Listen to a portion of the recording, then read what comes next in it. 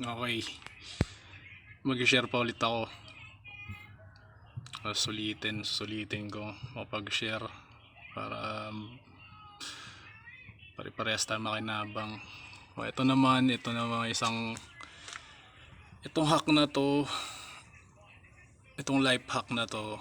Ito naman yung tingin kong paraan para maiwasan din yung pag-overthink. Kasi subukan ko din talaga, yun din ang overthink talaga. Naging problema ko din yan. Tingin ko yan yung isang nakasira din sa mentality ko at saka sa ano ko eh. Kasi nakaka-block ng pag-enjoy yan sa buhay, sa totoo lang, para sa akin. Etong hack na to, ito yung ano.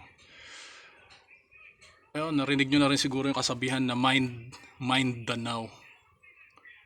Baga, mag-focus tayo sa kung ano yung nangyayari ngayon.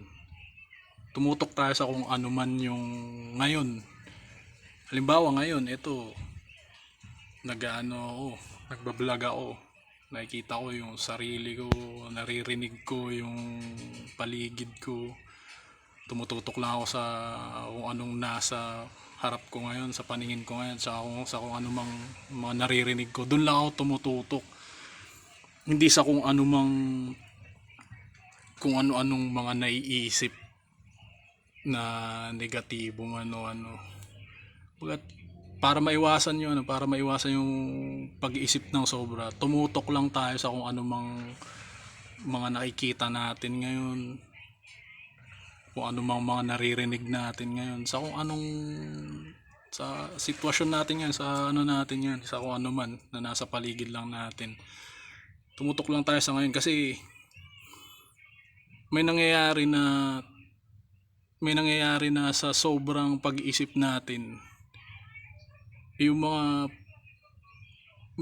positibong nangyayari sa paligid natin. Halimbawa ngayon, yung mga positibong nangyayari sa paligid natin ngayon, dahil sa sobrang pag-iisip natin, dahil sa sobrang nakatutok tayo sa kung ano mang naiisip natin, hindi na natin napapansin yung mga positibo na nangyayari sa paligid. Hindi natin na-enjoy kung ano man yung mga masasayang nangyayari, yung mga blessing na minsan lumalampas ganun. So ayun, talaga mind the now. Focus lang tayo sa ngayon, mabuhay tayo sa ngayon, ganun. Yun, God bless.